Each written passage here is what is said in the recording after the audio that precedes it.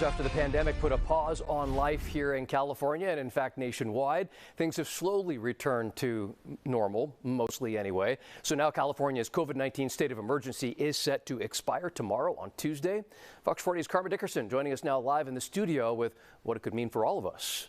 Karma. Well, Eric, Nikki, some of the things that we saw that were extraordinary during times of COVID had to do with the fact that there was a state of emergency declared. There were specific rules and regulations that were only able to be bent because of those extreme circumstances. And now that's coming to a close.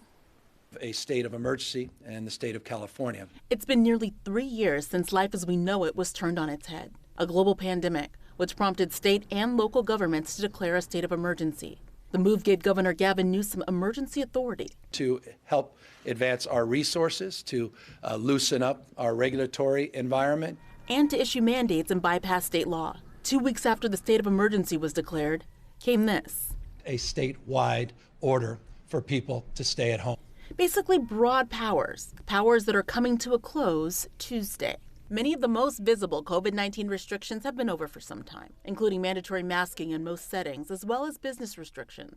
But some other sides of extraordinary measures remain, notably widespread access to free county-sponsored COVID-19 testing and vaccination sites. Sacramento County's public health officer, Dr. Olivia Casirier, says those resources will wind down locally as funding from the state ends. So if somebody needs to get vaccinated or if they need to get tested, the first place they should check is with their healthcare provider. Sacramento County's COVID-19 case rate is 6.4, and California's case rate is 7 per 100,000 people. The state is averaging 22 COVID deaths a day. These numbers reflect a decrease from spikes earlier in the winter, but also this reality. The virus is not going away. Dr. Casirier advises maintaining COVID-19 protocols similar to how you would another illness. Make sure you have the bivalent COVID booster. Make sure that if you're sick, you get tested.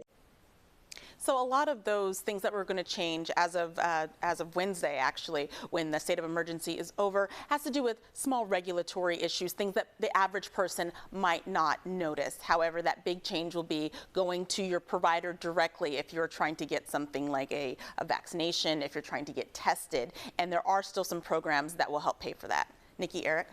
Karma, thank you.